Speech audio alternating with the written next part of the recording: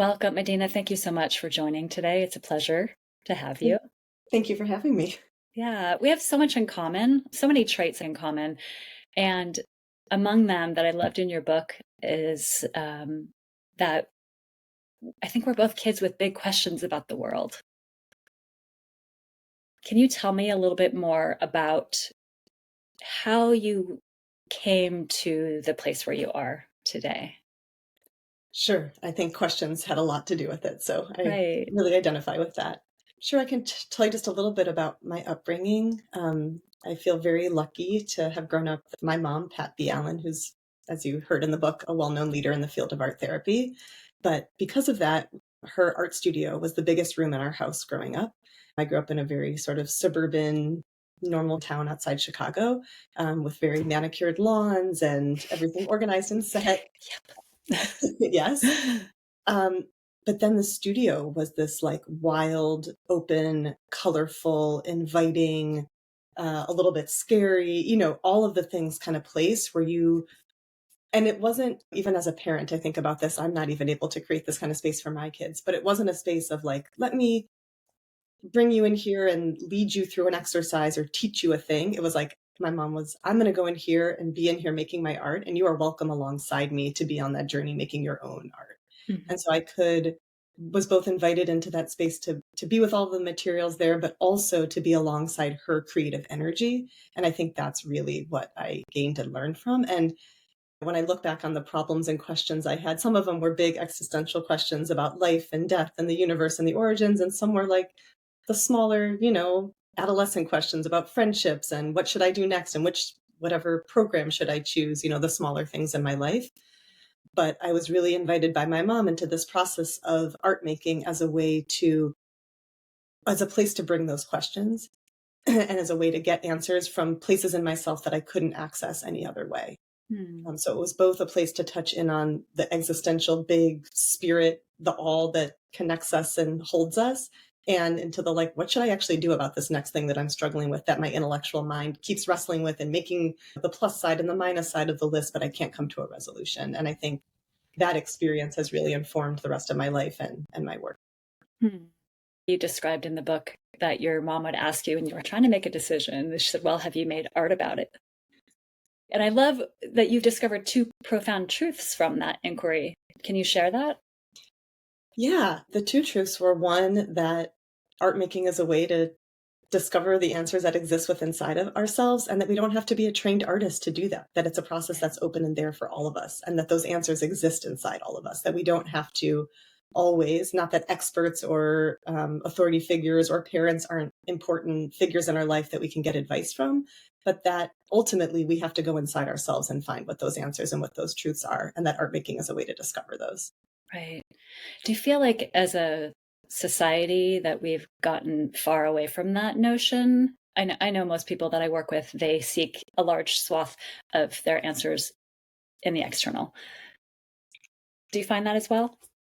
Yeah, absolutely. I think it's one of the greatest disservices of our time that most of us are cut off from that inner truth, that inner knowing, that spark of aliveness, which isn't just us. I think it's that spark that connects us to what I would call God, but Mhm. in whatever your theology is, that great something that threads through all of life and connects us all. Um, I think that we're kind of taught that that doesn't exist and that we don't have a way to access that, and that we have to find an authority figure or someone else to be our conduit, if there even is that. And I think what we're experiencing, the Surgeon General warning about the epidemic of loneliness, like all of the things that we're suffering in our society, I think ultimately that sort of spiritual disconnection is what I would call it, is at the core. Mhm. But what's beautiful and promising to me is that like it never went away. It's there. Right. Right. And the other thing I would say is like certain, and I think it's connected to it, is that art and creativity are also we're cut off from, right? Like you only do art if you're an artist. If you're not, either you're doing it with your kids, maybe your children, or not touching it at all because you should be ashamed or embarrassed. There's so much shame built up around art and creativity, and only if it's being sold or in a museum or someone has proclaimed it as good. But those materials, I think that is a very powerful conduit into that place of inner knowing and connection that we've also been cut off of. So I think the two are also very related. Yeah, absolutely. I love that you talk about that. I'd love to hear more about how you would recommend that people, if they're interested, bring themselves back to that place. Because, like you said, it is still there. It's always existed. We've just been severed. And I think a lot of people, I don't know, when I hear it sometimes, it's like, but that seems so easy. That can't just be the answer because we complicate so much in our culture. But can you speak to that a little bit more about how you recommend people can remember and bridge back to that as a resource, Yeah, creativity as a art making resource in particular, in general, creativity in general. creativity in general. Yeah. Yeah. Yeah, it's funny, so my mom developed this process called the open studio process that I've built into my work as a rabbi and added on a Jewish, explicit sort of lens and element of Jewish text learning, but it's really open to people of any faith background or none. And it's actually a very simple process. So simple, like you were saying, that it seems Right. almost like silly, but Right. it's so profound and meaningful. It has basically 3 steps. That core process starts with just intention setting. What is it that you want to receive? What are you asking about? And you write that in a positive present tense way. So Mm. as though it's already happening. So removing the striving, the want or try, or seek to, it's like, I am. I discover what's underneath this pain that I'm feeling. I open to the creative source. I access that place of intuition inside me and get guidance on the next right step at this juncture in my life. You put it aside, and then you move into working with materials in a way where the prompt really is just to follow pleasure. And I say just as though that's simple, and I will say Right. that in itself is a very difficult thing and takes Yeah. a lifetime of practice, especially because, as we were talking about just a few minutes ago, knowing what our pleasure is, feeling entitled to follow it, I would say, especially as people socialized as women, I mean, all of those things. But just experimenting, playing, following what feels good, what are you intrigued by, and letting yourself follow that, as opposed to I have to make a picture of what I wanted, or I have to draw a specific thing. So just following pleasure and each next right step as you go. And then when you're done with that act, there's an act of witnessing, witness writing in response to the piece and the process. What do you see? What happened while you were creating it? And then really just associative writing of anything that comes into your mind, comments, questions, stories. You can dialogue with the image. And I would say, I'm sure, and I have seen pieces, I can't quote them now, but of just like neurological scientific research of how this works. But when the body and the brain have a chance to relax and go to that place of pleasure, that deep knowing and insight has a place and a chance to arise, right? Nothing can happen when we're tight and constricted. There is no ability. I mean, you can just feel it and see it to flow. And when we're open and relaxed, that insight has a way to move. And so I found that it gives a way for the emotions to move, just like literally somatically through the act of creating, and to access a more sort of, you feel spent, you feel like after a good run or something, Right. right? Right. And then also the insights and information have had a chance to rearrange and work on you rather than you working so actively intellectually on it, and things come to the fore that were just not available to the rational mind beforehand. It feels abstract, which to me is the best. It's like the juiciest place to live. I liked in your book too, you talked about ketov. It sort of reminds me of that a little bit, where it's that good is not a status or quality that is determined by others, but rather it is our own ability to discern the manifestation of our own light in the world. It reminded me how you described it, touching into pleasure, bringing it back to that place. Yeah, maybe I can just say a word about ketov. I don't know if all the listeners will know what it is, but I Please. just find so a lot of my work draws on just reimagining and reinterpreting even just the original verses, the beginning verses of Genesis, of Torah, the Hebrew Bible. Mhm. As a rabbi, much of my work is based in Torah, but even just those first opening lines are so powerful to me about creativity and the creative process. And the line that you're mentioning, right after each step of creation, God says, Ki tov, and it was good. And sometimes tov ma'od, and it was very good. And just to reimagine that, as opposed to, oh, of course, God did it perfect, and so it was good and it was perfect, that God is in an ongoing, iterative, evolving creative process, gives God's self a chance to step back after each piece and be like, yeah, it's good. And it's good, not, as you said, not because it's perfect and not because it's done, because it's not.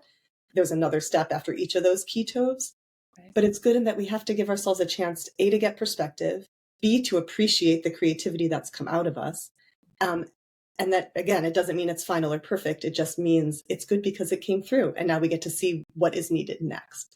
And so I love getting to reimagine the traditional notions of God as sort of all knowing, creating the world from a master plan. I think that's one narrative and it can serve certain purposes. But I think thinking of God as, another verse I talk about in the book is tohu vavohu, that there was this chaos and void, and that those are the raw materials that God worked with to create the world, that God's like playing around, exploring what's pleasurable, seeing what will come like a child in the mud. And then getting to say like, oh, ki tov, that's kind of cool. Okay, what comes next? And that we get to embody that as humans made in the divine image. Right.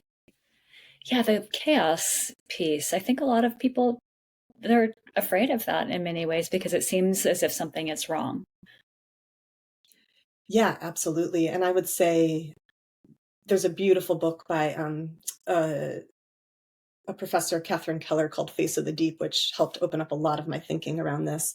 But so many of, including chaos, but the deep, the dark, chaos, all of the things that existed when God begins God's creative process of shaping the world are all vilified. And we've been taught that all of those are bad and wrong, and how that relates to misogyny, racism. I mean, all the things that we see in society today. And so I think part of the way to heal that is to work with those original metaphors. And like I say in the book, whether you believe in Torah or you're religious or spiritual in any way, this text influences so much of just modern thought, how we function in ways that we like, it's the water that we're swimming in without even knowing it. And I think that the realm of the metaphor really controls that in so many ways. And so how can we unpack and reframe and re-see those metaphors in new ways? And so, yeah, I think getting to say like chaos and void, yes, it's scary. I'm not saying it's not, I'm not like welcoming it into my life, but Right. it's there. It's a part of society. I think if we could think of any two words that speak to what this modern era is, probably, the last 5 years, chaos and void feel very close up there as a way you could describe it. But if we get to look at this creation story and say, oh, what it said there was the world was darkness, chaos, and void. And then God begins creating. And it's from that material that the mountains and the birds and waterfalls and the streams and people and animals, where everything comes from. And so we too, again, as human beings created in the image of the divine, if we ascribe to that, then we too have not just a chance to, but I think the imperative to work with, bring our creativity to the chaos and void to shape the world that we want to bring into being. Hmm. Yeah, I liked how you said it's the place that we're swimming without even knowing it. There's so much possibility to keep using that word, but there is so much opportunity in that if we actually see it, touch into Yeah, it, and not just allow see it. it, but are like support. And I would just say, like you said, you brought up the fear and chaos. I agree. I think we're not supported in that. I think it's like chaos happens or collapse or catastrophe, and then it's like this is bad, this is wrong. We must, shore it all up or like keep it all together, make the Right. edifices hold. And I mean, I think we need to be really tender and kind to ourselves. That inclination makes a lot of sense. It's very scary when what we have known is falling apart. And I think that is the ongoing process of creation and recreation that makes the world continue ongoingly. Right. And so, how can we support one another in saying, okay, in this chaos, where's the opportunity? How do we get practiced at bringing our creativity and imagination to those places of chaos and void so that we can watch them shift and change and give birth to something new? And so, just going back to what we talked about at the beginning, the studio and art making, I would say, is it's powerful in its own right, but you can almost think of it as a low stakes way to experiment with building that capacity in ourselves, because art in whatever form, creative process in whatever form, is always chaotic in the beginning, Hmm. right? It's a Yes. jumble, it's a mess, it looks Yes. horrible. I mean, listeners can't see, but there's all these pieces of art behind me, which, you can say anything you want about, but to me, they've come through each one of them a place of total chaos and void, and they've evolved because I stayed with it and stayed with it and stayed with it. And so, how do we practice the art of staying with something that's really uncomfortable so that that next iteration can come to the fore? Yeah, we don't like to sit in the discomfort. Um, we haven't really allowed ourselves that luxury. Like you said, once we get past that very, very thorny place, that's when something has the chance to emerge. Yeah, I think I mean, one way to think of it as a luxury, but I think it's just like a necessity. And I think there's a lot of things in society that we're doing now that feel like we're staying with it, but we're really like the thought pieces and there's just so much coming to conclusion. Again, as a way to find solid ground amidst everything changing, it makes sense. But I think all of those things are almost like busy work or preventing us from the actual work that needs to happen. That's the Mm, real sitting with without telling the story about or trying to make sense of like, untold stories, like trying to go to what is the untold story here right, that I don't already know that my mind isn't already telling. right. So that, I wonder how you feel, but there really is we're on this precipice of some kind of new world that wants to be born. But giving birth is a process and it's not easy. Oh, no, no. When I gave birth to my son, I thought it was going to be this breeze. I was having a great experience, and the nurses said, "We're going to wait until you stop cracking jokes, and that's when the real work is going to begin." That's that place, right? And I'm with you. We're on the cusp of birthing something new. It's amorphous still, and that feels out of control. But the word luxury, I chose that by design because I feel like only until you can actually create that space for yourself can you experience what we're talking about and touch into it. And not a lot of people have familiarity with it intimately, unfortunately. And I would love for more people to have access. Totally. And I think again, we don't support each other around that because it's not baked Right. into the culture as something that's valuable. It's like Right. you're being avoidant or you're being passive or I don't know, all kinds of words that are used to denigrate that. And Right. so I just wanted to lift up another word from Genesis, from the creation story. That verb, so the first verb in Genesis, the first verb of Torah is bara. In the beginning, God created. Mm. And then the second word is merachefet. God hovers, I write about this in the book, but hovers or flutters over the face of the deep and the darkness. And it's only from there that the next creative act comes. And so just wanting to lift up that act of fluttering or hovering or staying in energetic, that's, again, thinking of like a hummingbird, a lot of work is happening, even if they're just like quote unquote staying in place. Mm. And so how might we, all of us, invite ourselves and each other into that act of merachefet, of like staying with whatever the tension, whatever the trouble is, without trying to solve or resolve, but just coming into energetic relationship with and being led to what's next rather than imposing our preformed ideas on what's next. Mm. Yeah, that's a really important invitation. I want to talk more about the place of all possibility in depth because I pulled so much from it. I would love to skip to the conclusion that you wrote, though, quickly, just to reverse engineer it, because I think that was so interesting to me. You talked about we face a crisis of imagination and we need a new pathway to possibility, right? That was the premise of the book. But then to touch into what you talked about, it's not baked in our culture. As a species and a society, we've successfully cultivated our capacity for certainty and control, for separation and subjugation. Now, for our own sanity and the planet's survival, we need to cultivate our capacity for uncertainty, for openness, for connection to each other, and all that unites us. And yeah, basically, we need to reclaim our creativity as the seed of our deepest power. And power to me, I use that word a lot in my own work and here on the show, because I think that's what a lot of us are grappling with. Meaning, do we have power? What is our power? How do we use our power? Say more.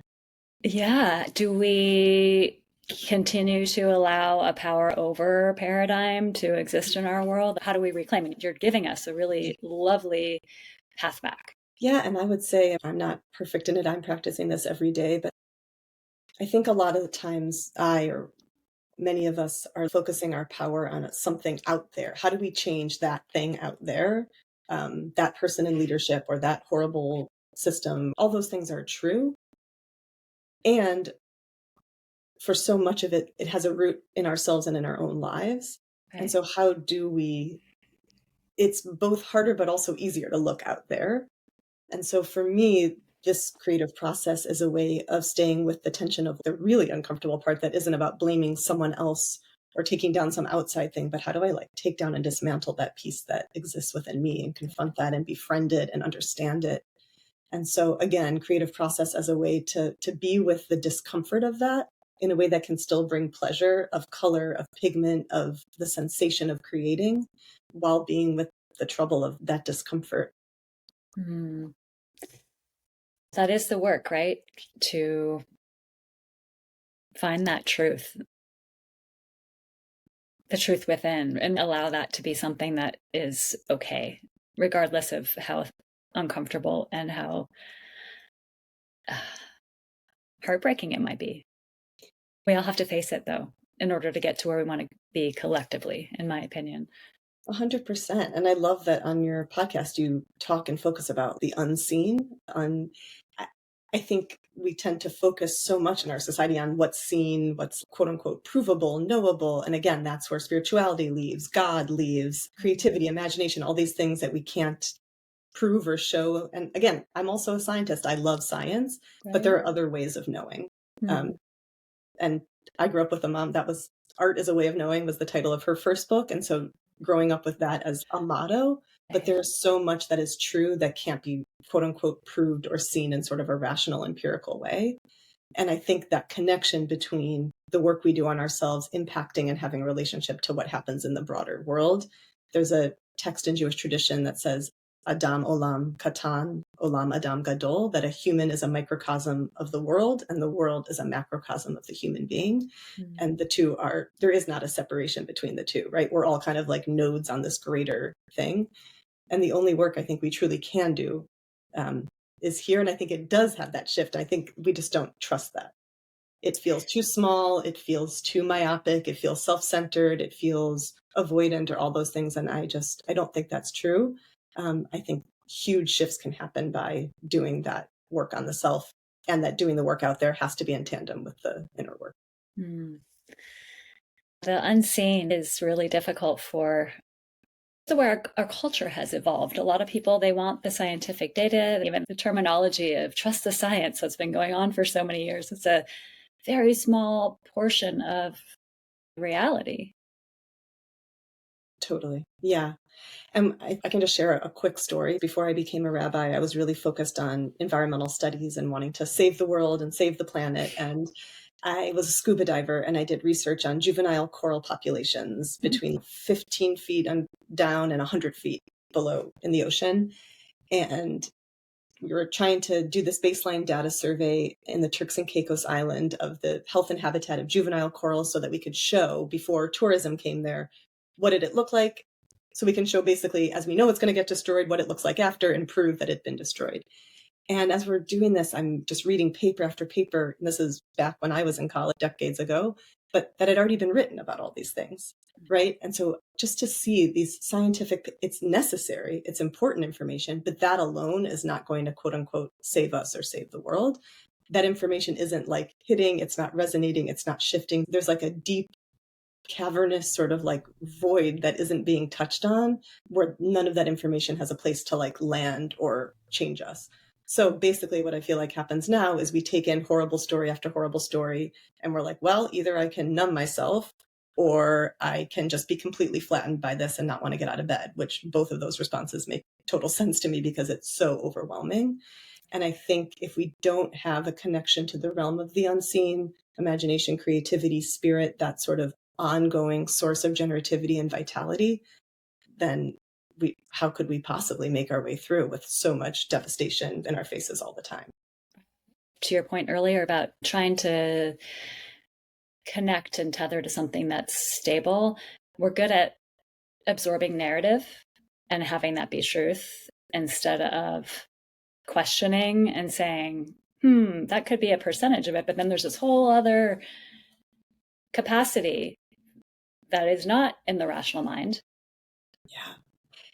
And I would say, even in our questioning, I feel really grateful to Jewish tradition for this practice of Beit Midrash, which I talk about in the book of, it's called the House of Inquiry, or the practice of deep, thorough text study. That's really about unpacking every aspect of a word and a sentence and the nuances and what does it connect to and what are all the different ways we can understand it.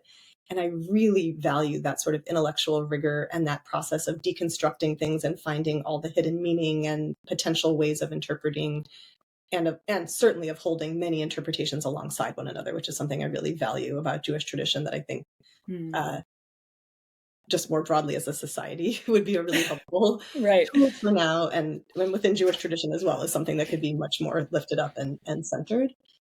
But I think even that, even the intellectual rigor can get stultified and stuck in just proving our intellectual prowess, or what are all the smart questions that I can ask.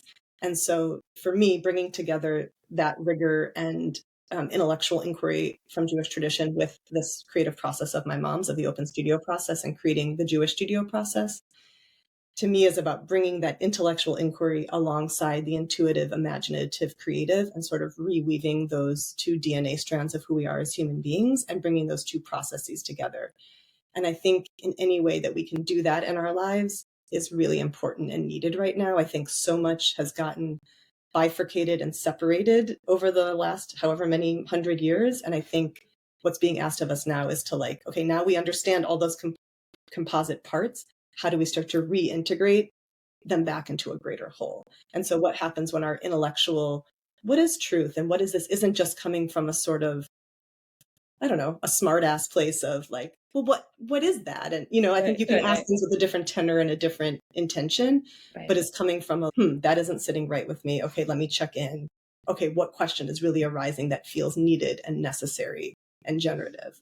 Um, Right. You remind me not to simplify that whole beautiful statement of left and right brain, the integration of those two, and then also masculine and feminine energy, the integration of both of those, right? It's a culmination of all the things to bring them back together because they have been separated in a way that's actually doing a disservice and creating more chaos on top of the chaos. Totally. And not just chaos, but violence. I think it's violent in Violence. big ways, Yeah. like that we see, but also in like violence, emotional ideas, all of those things. I think exactly masculine, feminine. And Right. to me, bringing text learning alongside art making is a reintegration of that masculine, feminine Mm-hmm. that exists, right? Those aren't different people. Those are qualities that exist inside every human being. Right. And I think either in many cases, one or the other is being vilified to lift up the other. And I think both deserve a seat at the table. Both are core parts of who we are. And so how can we acknowledge, hold, and then bring them back into conversation and relationship with one another? So I Mm. can just say, I mean, this is a small example, but we have a physical studio in West Berkeley. And for me, bringing together the Beit Midrash, the house of learning, like all of the gold bound in Jewish tradition, revered books of the rabbis across the centuries, having the wall of those books held within the walls of the art studio where there's marks on the wall and paint and random objects and people sewing things, like having those held in the same space to me is just like a physical reminder of the need for that integration and what can happen just when they're held in the same space. So Mm-hmm. It's like a sacred remembrance tied into everything you've spoken about so far. Really important. I want to come visit the studio I would sometime. love to have you. Yeah, yeah, yeah. I was going to mention something about what you talked about. Oh, duality and polarity.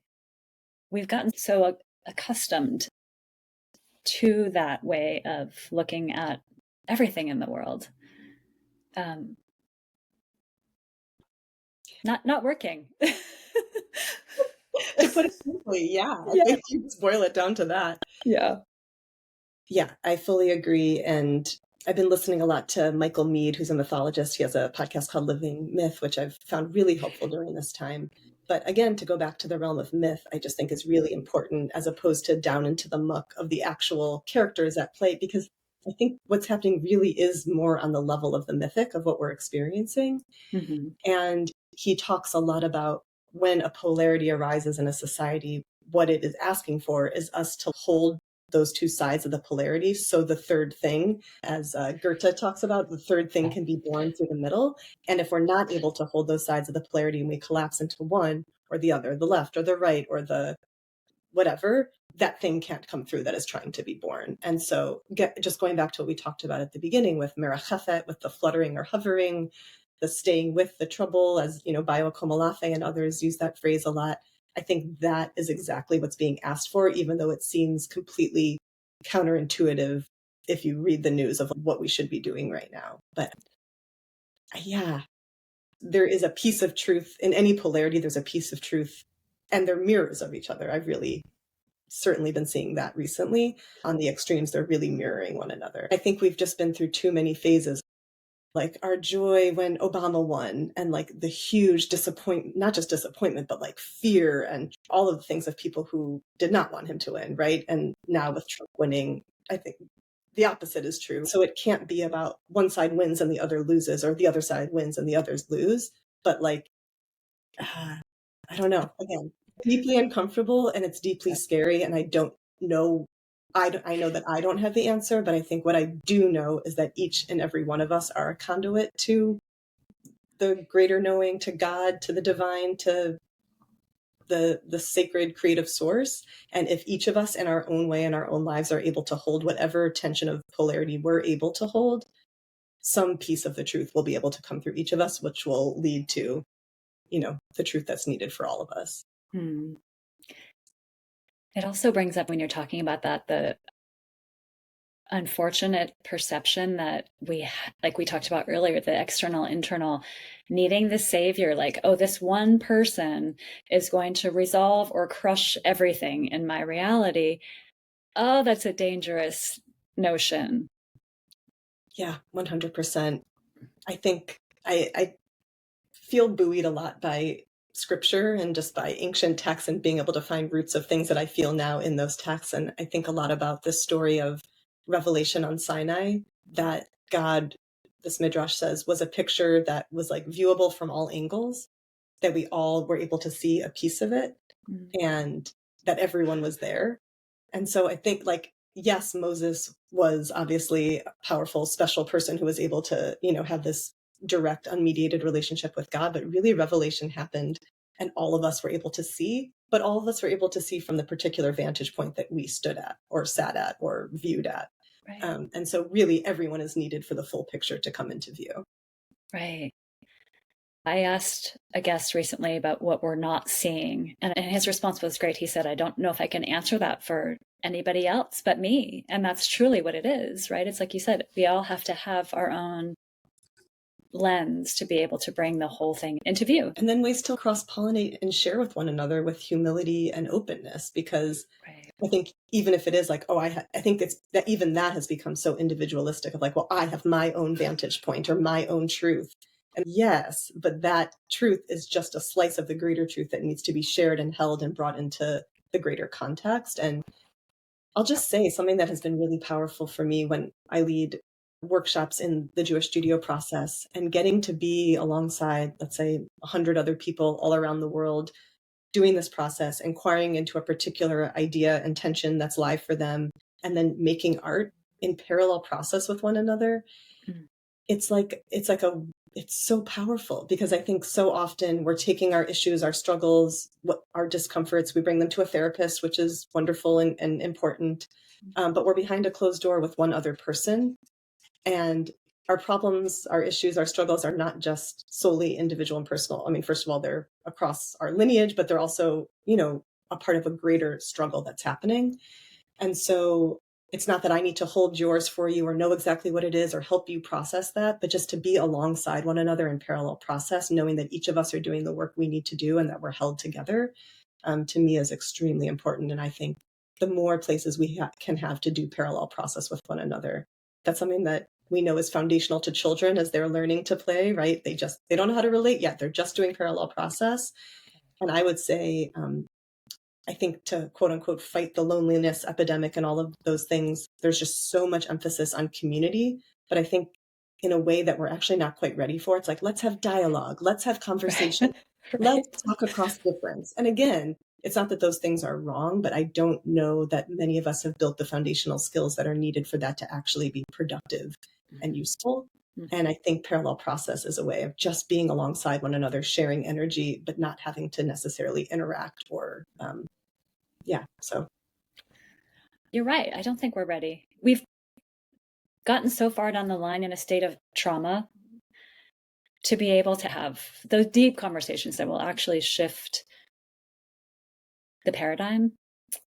And so entry points, and that's a really incredible one that you've created. Thank you. And that sometimes it's not even about, just going back to spirit and that realm of the unseen, that it's not always, the conversation isn't always a conversation you need to have with someone else. sometimes it's a conversation you need to have with yourself or with God or Right. the universe or whatever, your notion is of that. Right. And that can be a lot harder to do alone. And I think that I've gone through my own phases of connection to liturgical, traditional prayer and prayer spaces. Right now, I'm in a phase of really connecting to going to prayer services, but have been in a decade of not connecting to that very much at all. And most people, right, aren't a part of organized religion in any way for very good reasons. And so I think that we need more spaces and modalities to be able to experience that. And I just don't think that many are offered. And I remember the first time I went as an adult to like a yoga class, Right. just feeling even in like shavasana, in that pose where you lay on the ground like a Mhm. corpse, it's like, wow, to get to be alongside other adults that I don't know, lying flat on the ground and just surrendering to what is and feeling my own breath and doing that alongside other, like how intimate and beautiful. Right. Right. And so, like that, how can we have more experience and more spaces that offer that kind of parallel process, play, vulnerability, um, and being with what is? You reminded me, I went to a 10-day silent meditation retreat last year with probably 300 people, and we all sat in the same room for 16 hours for 10 days straight without communicating via words. But I took away so much from that. That there's no way that you could get that in a verbal interaction. There's no way. Yes, and that you're Yeah. sharing breath and you're sharing space and you're sharing energy. Right. And again, going back to the unseen, all Yeah. of those things that can't, they are scientifically proven, like you're breathing the same air, et cetera. But right, that's the unseen realm, those threads of energy and connection that are being woven. Right. So, to get back to the paradigm shifting mythical space you've created in the place of all possibility, I would love for you to share more about it in general if you feel like doing that. Something that came through for me that was really interesting is the 5 pathways. I don't know if you want to start there, but I would love for you to anchor us more into this invitation. Sure, I can talk a little bit about the pathways. They're basically 5 snippets of Jewish texts that I have found extremely powerful. And again, to say that I think we're in an era in which these texts are and should be made available to anyone and everyone, so that you don't need to be Jewish to find these meaningful. I think they offer powerful ideas that probably resonate across all great faith and spiritual traditions, but pathways into our own sense of creativity, imagination, and possibility in these times. So the first is B'Tselem Elohim, which is a core tenet of Jewish faith, that we're created in the image of God, B'Tselem in the image of Elohim, God. And just going back to what we talked about a little while ago, that the Torah begins, Bereshit bara Elohim. In the beginning, God created. So if God's first act is to create, and I would say primary act is as this creative force, and then later, a few verses, we're told we're created in the image of that God. Take that to mean we are created in the image of the divine creative force. We're all created creative. We're created to create. Our creating is what creates the world. And that when we're in that touch with that place of creativity inside of ourselves, that's when we're in touch with that place where God resides within us. So that's the first. The second we touched on a little bit, but I want to just expand on it a bit, is tohu vavohu, chaos and void, that all creating, all new worlds come out of chaos and void, and that our invitation and task is to bring our creativity to chaos and void. So as I said, that pair of words is written in the beginning of creation, the world was chaos and void. And often I'll just say the traditional interpretation of that is, and that needed to be excised and wiped away and gotten rid of. That is bad and wrong. And God needed to impose God's order and structure and rigor.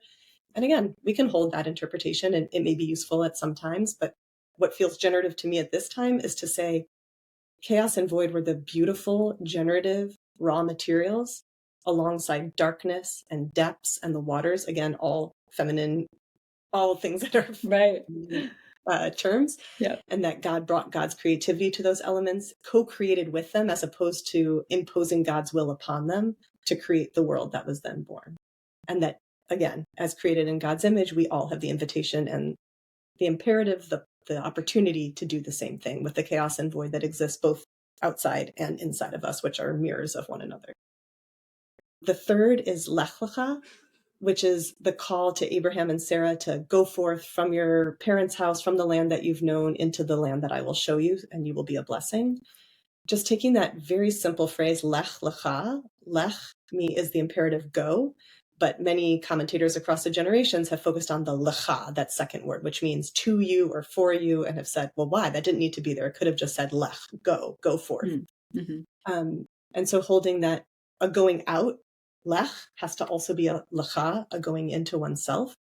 And that the going out, there's many interpretations I bring about what the lecha can mean, but one is for your own benefit and for your own good. That our journey and work in the world isn't about punishing ourselves at the expense of ourselves for something else greater, but both need to be in tandem.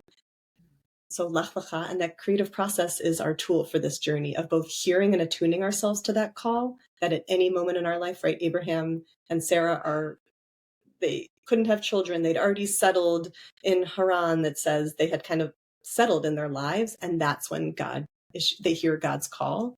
And to say that at any point in our lives, no matter what our age or what our situation, that call to us is ever coming forth if we just attune to it. And creative process can be a way of doing that. Is this okay? Can I do the last two? Please. Okay. This is so lovely. Keep going. So the fourth is, the phrase is Ehyeh asher ehyeh.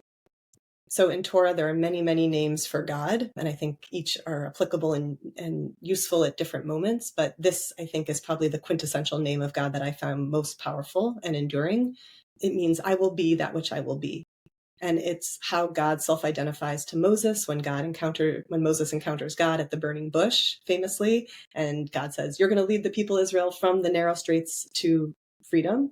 And Moses says, well, who am I going to tell them is sending me? And God says, tell them Ehyeh asher ehyeh. Tell them this process of change and becoming is going to take you out of this narrow place. And I just really love, again, dismantling or complicating this notion of God as like solid, all-powerful, master, man in the sky, right? God could have said the shield, the sword, the soldier, like all these things that would have felt, I think, the people maybe would have put more trust in is going to send us out, right, against this Pharaoh's incredible army. How are we going to risk that?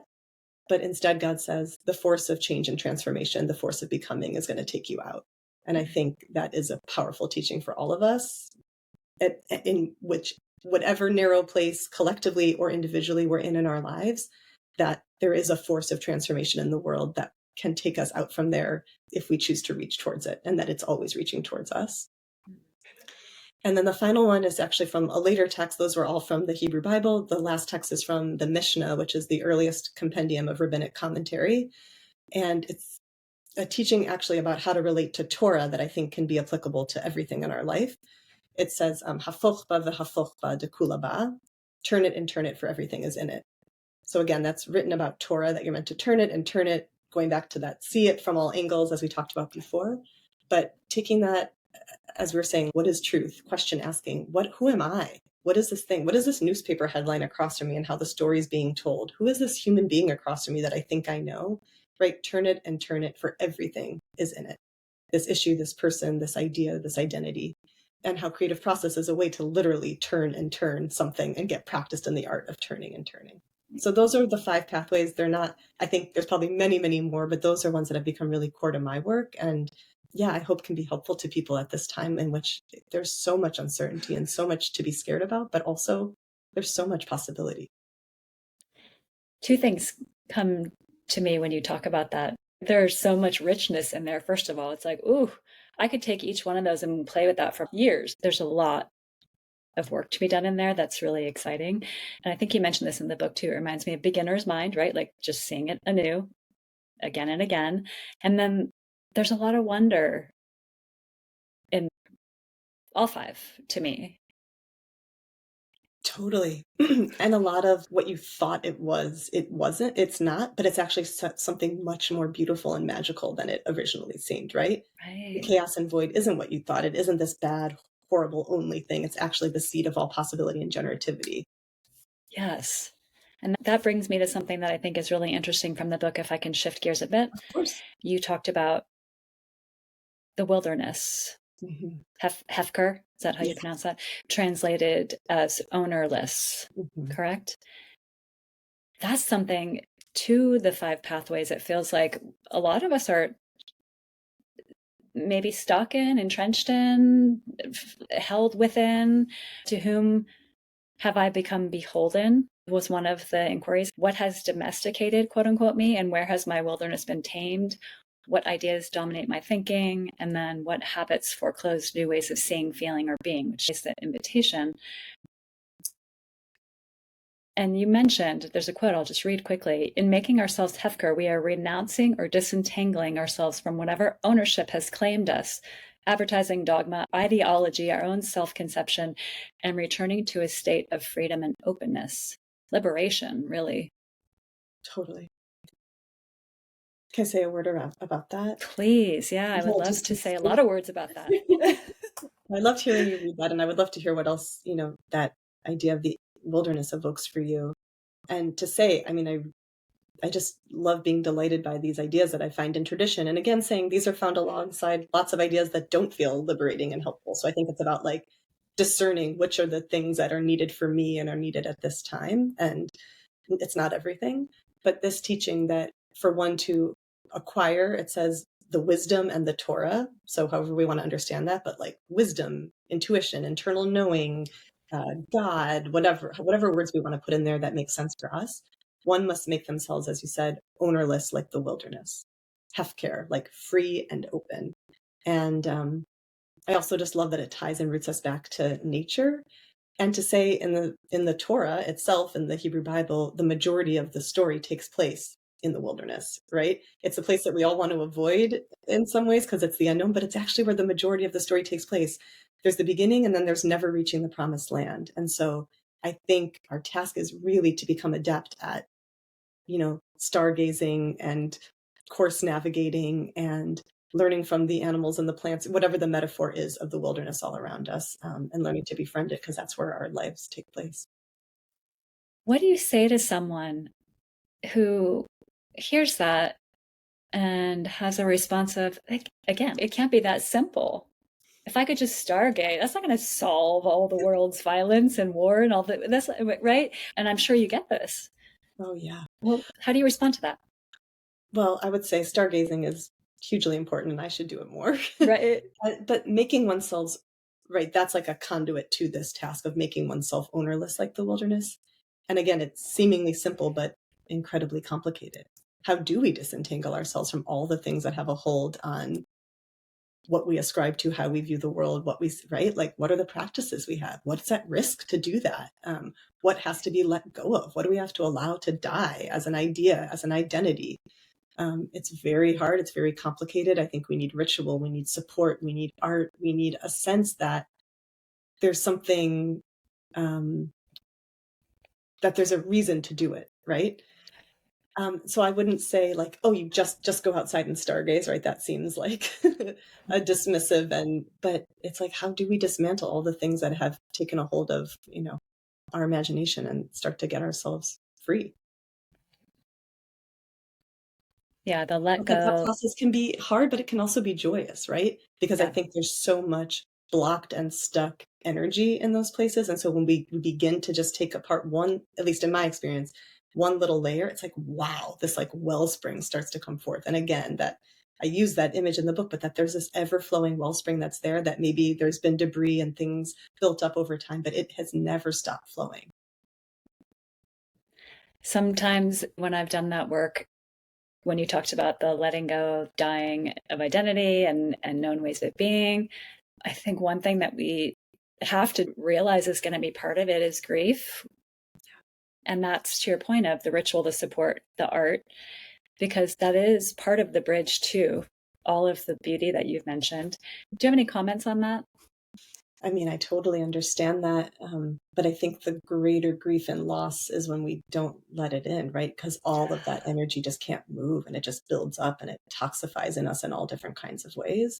Right. Um, and so I think the more people we have like you and others who are doing like grief doula, death doula work and grief work and making space for that, again, something that like chaos and void, darkness and depths, that's been excised from our society where there isn't a space.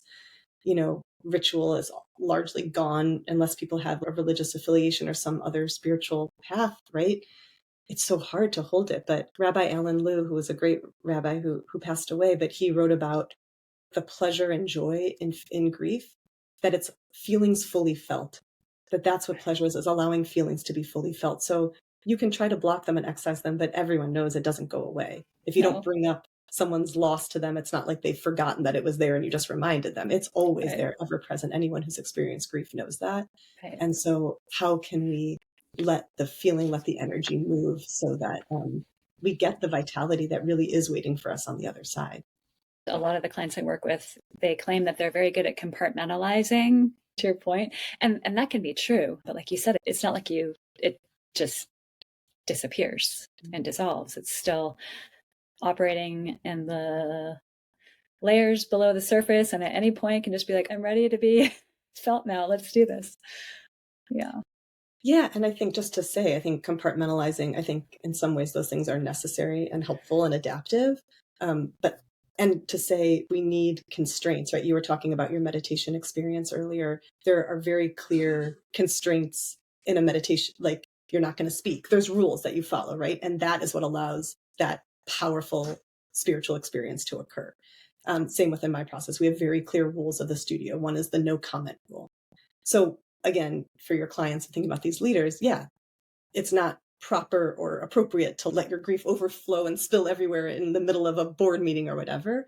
But how do you create a proper container with walls that can hold you so that so that you do have places where that grief can be felt and processed and moved through?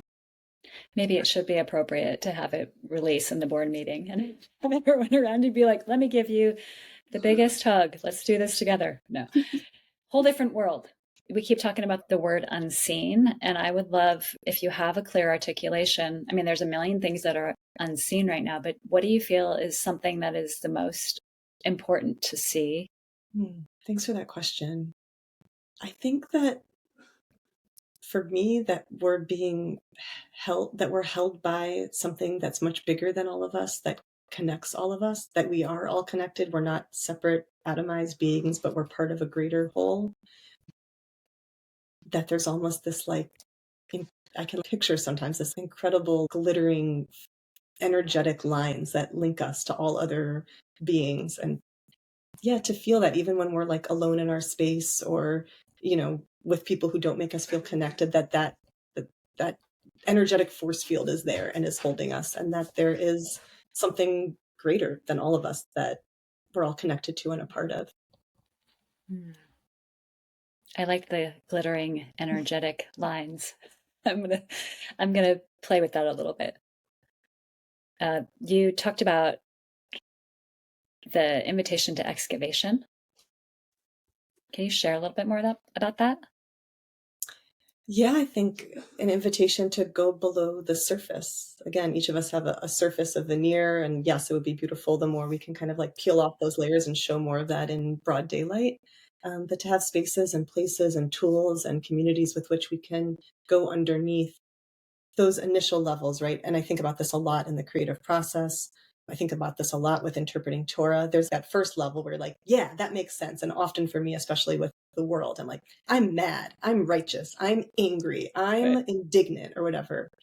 Um, to begin to excavate underneath that of like, ooh, I'm sad, I'm scared, um, I'm whatever, to like, so first about the emotional layers, and then to get to underneath the this is true. Well, and this is also true. And these three things are true too. And Right. so, especially underneath that, again, I know that we need clarity, but there's like a different level of clarity that we need to hold on to as opposed to the clarity of I'm right, this is righteous, this is clear. I think what's clear is we need to excavate, I think, be in process and see what's underneath those layers, because beneath any sort of strongly felt feeling, there's a lot there. And that's a gift to feel that.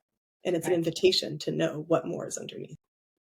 Yeah, and in the book you said each of us is called to our creativity to bring our brush back to the canvas anew, re-encountering and reworking the stories, ideas, and images that lie at the very root of who we are and who we could be. Who we could be. To your point, there's so much more. Yeah, there's so much more. And that it's not just about, again, looking ahead and looking forward, but so much of it is about going to our past. And for me, again, Torah is a really amazing way to do that because so many of those stories form the foundation. I talk about that story about Adam and Eve and the way Eve has been vilified, and not just Eve, but pleasure, eating, nature, animals, trees, all of those things in that story. It's all wrapped up, and we can see the implications of all of that today in our world. Right. And yes, you can dismantle a law or you can fight for a particular freedom or right. But again, because I think that particular interpretation has co-opted the mythic imagination, it's sort of inevitable that what we're experiencing now is the result. So how do we go back into that realm of the mythic and say, okay, what other interpretations or stories are there that might then open up the future of how we see, understand? Yeah. Yeah, and to go back to what we talked about earlier, I think a lot of people want the universe to be finally articulated. They don't want there to be something that was a tale that was not true. They want it to just be as it is. Like, don't eat butter, don't have pleasure, all the things. What do you do with that? How do you access that outside of creativity or in creativity?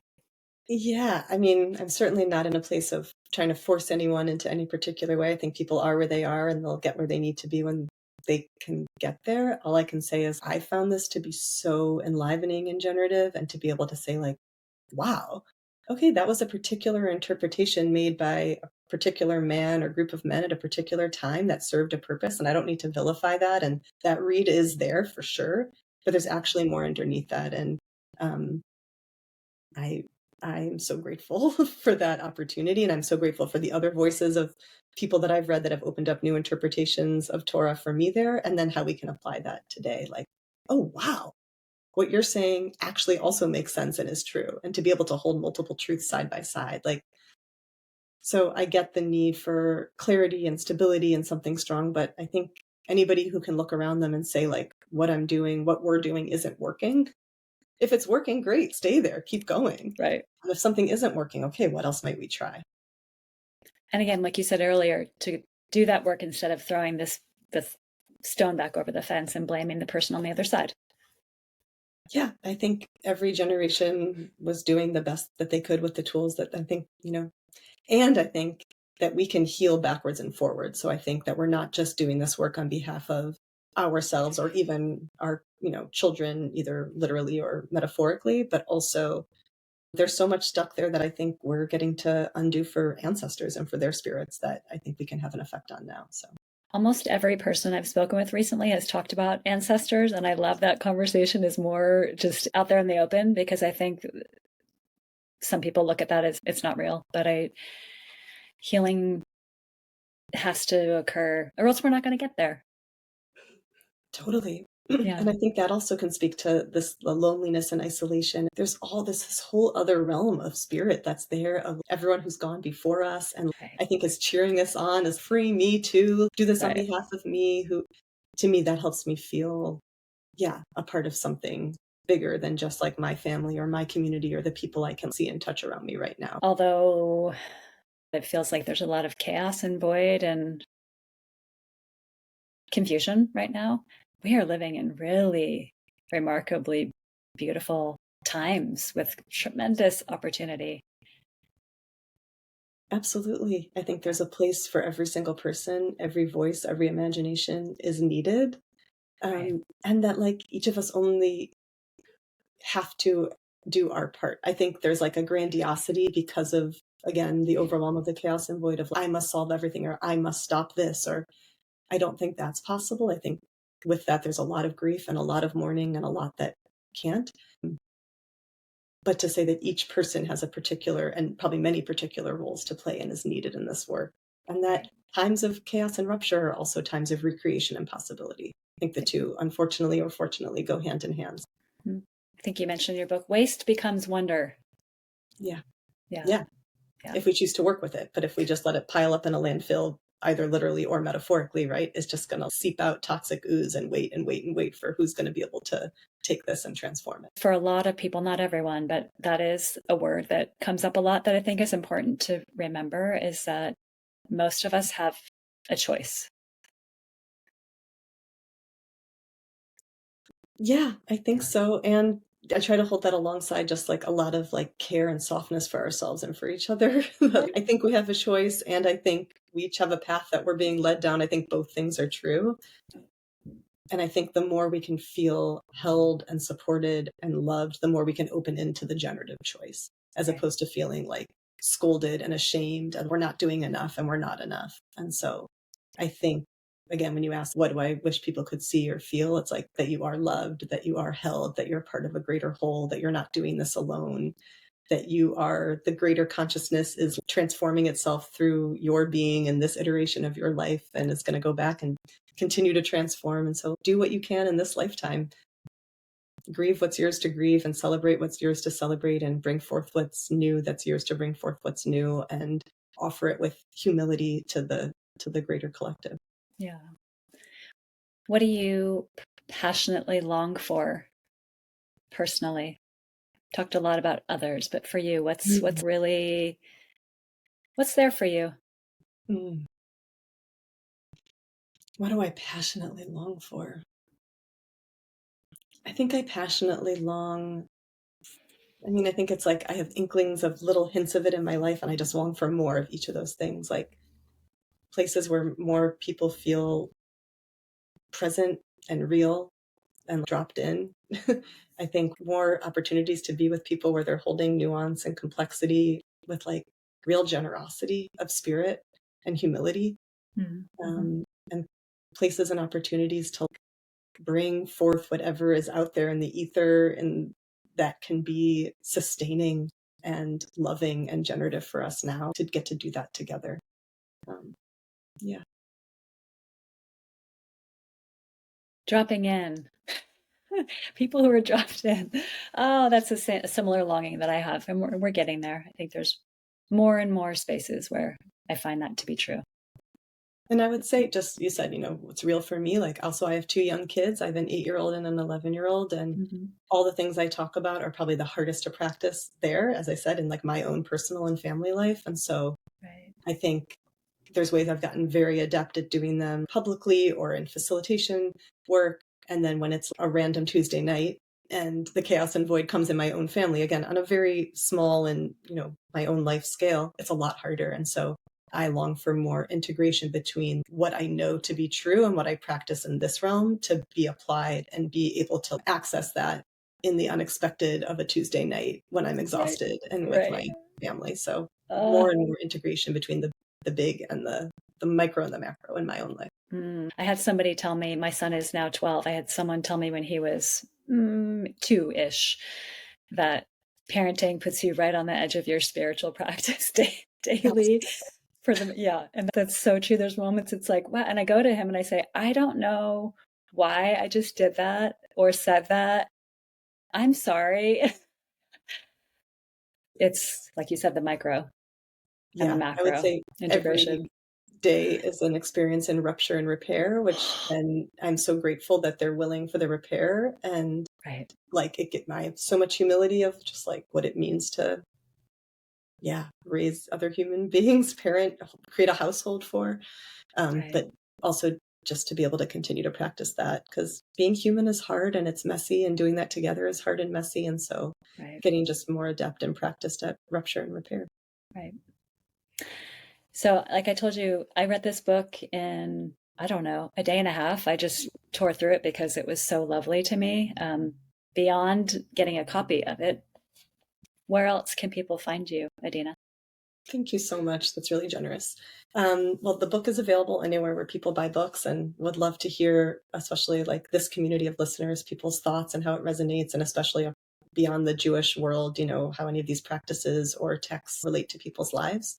And then my work, I run an organization called Jewish Studio Project, and our organization leads all kinds of ongoing public programs on Zoom, training cohorts, leadership, educator cohorts, trying to help people access and activate their inherent creativity as a force for spiritual connection and social change. So I hope people look us up if you're interested and would love to be in touch, and really grateful to have gotten to be here today with you. Yeah, thank you so much. I loved the story about the Jewish studio process. How in the beginning you carried materials in the car with your spouse, and to whomever would listen or who was interested, and now it's this national organization, right? So, congrats on building something that has been so helpful and meaningful to so many people. Thank you. Yeah. Is there anything before you go that's left unsaid that you don't feel like we touched on that you'd like to say and share? Mm. I don't think so. This has been so juicy. I appreciate the questions, and I'm sure so many Yeah. things will like bubble to the surface after we get off. So I'm excited for getting to soak in that. But this has been wonderful. Thank you so much for your time. It was really wonderful to share with you and sit with you and learn from you. So thank you again, Adina. Yay! Thank you.